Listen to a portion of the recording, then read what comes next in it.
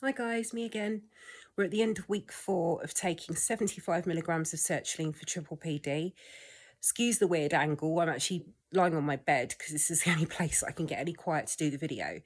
I've been out, so it's quite late now. So I thought I'd better do this before I forget. Nothing much to tell you this week. I'm quite disappointed actually because I really thought that by week 4 I'd start to feel differently. But having said that, I think that I have had my period this week. I say I think because I'm one of those people that doesn't actually bleed. So yeah, I think that it's a hormonal thing, and I've not really felt any difference. I would say at 50 milligrams on week 4, I felt a change. So I really expected to feel a lot better at week 4 at 75, but actually I don't. I just don't feel any different, unfortunately. The dizziness has lessened slightly, but it's been replaced with more prominent ear ringing, which is so annoying. It's kind of like it's in both ears, and it's not like it's a high-pitched screech or anything. It's just a sort of a static sound. It's like electrical, almost like feedback that you hear on a microphone, but at a really low level all the time, which is quite concerning. But I know what it is. I know that it's all linked to PPPD and anxiety. And also, if you're in a car and the engine's running but the car's idle and you've got that vibration, I've got that throughout my body all the time. I'm not physically shaking, but I am on the inside, which is quite intense. And it's worse when I'm still, because I can feel it more. I've been getting out for walks, and every day of the last week, I've been going to look after the horses in the mornings. And I've been really consciously trying to slow my pace down, like I said last week, that I was going to do. I'm trying to make a conscious effort to do that. But I do need this medication to just lessen these symptoms enough for me to do the somatic tracking that I need to do, because I just don't feel like I can do that at the moment. I know it's a really important thing to be able to tune into my body comfortably. I'm not afraid of the sensations. They're just overwhelming. And I just feel like if I'm doing body scans or somatic tracking, I'm just drawing more attention to them. I don't know if avoidance is a kind of resistance. I just feel like I'm too sensitized still to be doing that sort of stuff. So I really am relying on the medication to help me. I don't have any stress. I'm grieving. Of course I'm grieving, but not... I don't know. I mean, I've got no external stress around my life at the moment. I'm doing everything I can to calm my nervous system down. My friends and family can see improvements in me, but very subtle. And I guess I just hoped that something would have happened by now, but maybe it's too early. Maybe 4 weeks is not long enough on 75. I'm umming and ahhing about the dose and whether I should just be on 100 and get it over and done with.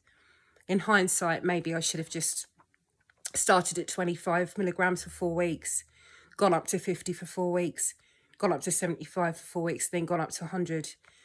Maybe I've just longed this out a bit too much. I really don't know, but all I know is that every time I've increased the dose, I've just had really difficult side effects. So I would recommend to people that have this condition, that are starting medication, I know we're all different. We are all different, and we have different metabolisms and all the rest of it, but I would strongly recommend that you get some diazepam at a low dose just to help you with onboarding these medications, or every time you go up, but don't take them on a regular basis. But I think, I had a 2 milligram tablet of diazepam tonight because I knew I was going out and I didn't want to feel really uncomfortable.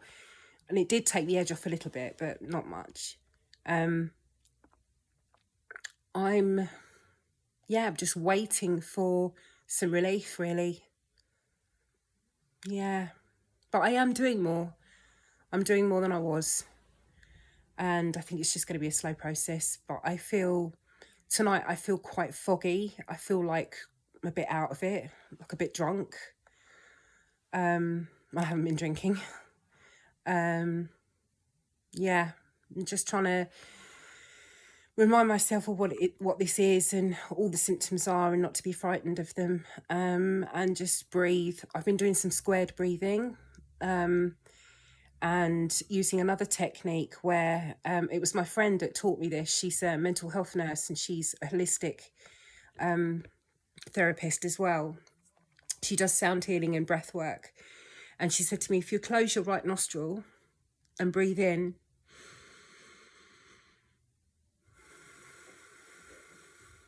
breathe in and out through your left nostril, that activates the parasympathetic nervous system. So I've been doing that, and also squared breathing, which is, so inhale, 2, 3, 4, hold, 2, 3, 4, exhale, 2, 3, 4, hold, 2, 3, 4, and so on. Inhale, and so on. I've used that since Friday and it has calmed me down. I'm trying to remember to do the EFT as well, which is the tapping. I can put a link in the description for you guys if you're not aware of what that is. But anecdotally I've heard that's, quite good for triple PD, for intense emotions. As I say, there's so many different things we can do to regulate our nervous system, and I guess it's just a case of working out what's right for you. But I have been doing the nasal breath, like through the left nostril, closing the right nostril. Apparently to energize, you close the left. Obviously we don't do that at this stage. Closing like the right and breathing through the left is quite relaxing, and doing the square breathing. So I'm trying to do that. I'm trying to let myself go floppy. I'm trying to walk slowly. And yeah, but it's just this vibration. It's just constant. It's constant. I'm not like physically trembling. It's just the inside of me. It feels like electrical current just coursing through my body all the time. I actually don't know how I'm even sleeping. I just don't know how that's happening, but I am. I sleep fine. I don't think I'd be able to sleep if it wasn't for my partner, who, he comforts me before I go to bed every night. There's a routine that sends me to sleep, and that's, really, really good for me. But yeah, I'm hoping that by next week, because it'll be week 5, that I see something. But again, I've learnt with this not to have any expectations, and that maybe I'm going to get a good week and then a couple of bad weeks and then a couple of good weeks and then a couple of bad weeks, and then, hopefully there'll be more good weeks than bad. I think it's just going to be like that. But looking back, I think maybe I should have just not microdosed in the beginning and just gone and saved myself, from this sort of fairly long journey. I should have been getting some relief by now, like proper relief. I think I've just longed it out a bit, really, and I shouldn't have done. I think I should have just, like I said to you, just done 25, 50, 75, 100 over the space of like 2 months. Because we're now what? So I started May, June, July, August, September, October. 5 months. 5 months I've been on sertraline. 5 months. And I just think that clearly my audiologist is right. People with this condition and PTSD as well need a higher dose and need to give it a longer time to calm down. But again, I'm just going to keep going. I'm going to keep updating every week and let you guys know how I'm doing. And that's all I can do, really. Just hope for the best and carry on doing what I'm doing with the other stuff. Just focusing on how I want to feel instead of symptoms, slowing myself down, doing the breath work, and just believing that I'll get through this. We have to believe that we're going to get better. And to be honest, I know I am.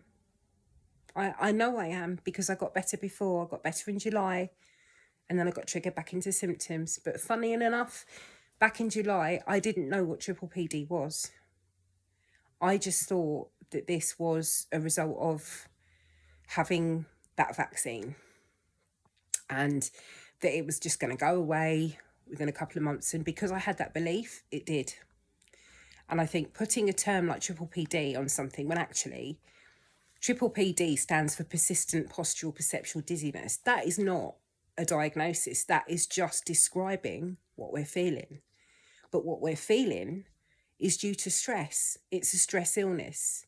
It's a functional neurological disorder. It's a mind-body disorder. It's a perceived danger response from the brain.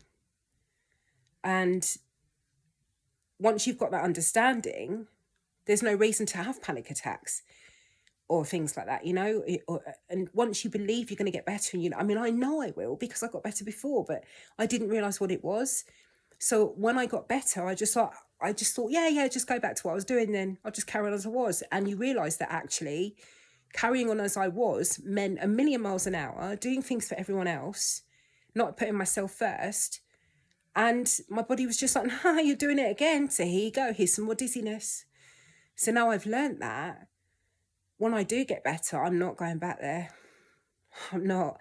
And I want to be one of those people that uses dizziness as an alarm to just make me think, right, what do I need to do to sort my life out? Because the dizziness is telling me something's not right. And I'll know, and I'll use it as a tool rather than being scared of it, if that makes sense. That's where I want to get to.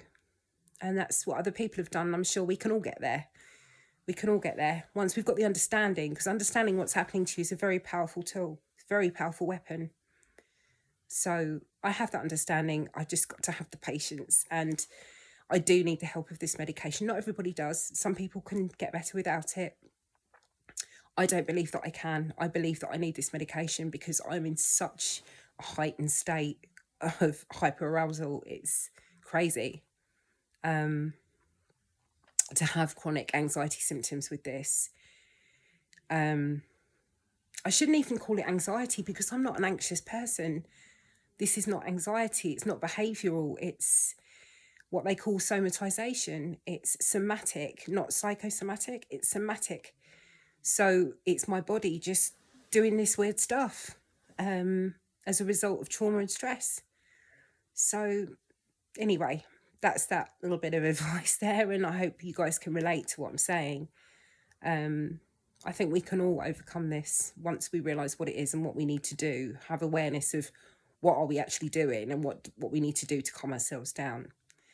So I'm doing all the rest of it. Let's just see how I go with the meds, and who knows, maybe I'll go up to 100. I know I said I wouldn't unless I absolutely had to, but I'm really not feeling any different on 75 to what I did at 50. I'll be honest, and actually I felt better at 50, 4 weeks on 50 than I do now. But again, it could be down to a number of factors, could be period, could be the change in weather, it's got colder, I don't know. But let's see, I'll update you next week. Hope you guys are all well, and if you're not, reach out, put something in the comments and I'll get back to you. Okay, you take care. See you next week. Bye.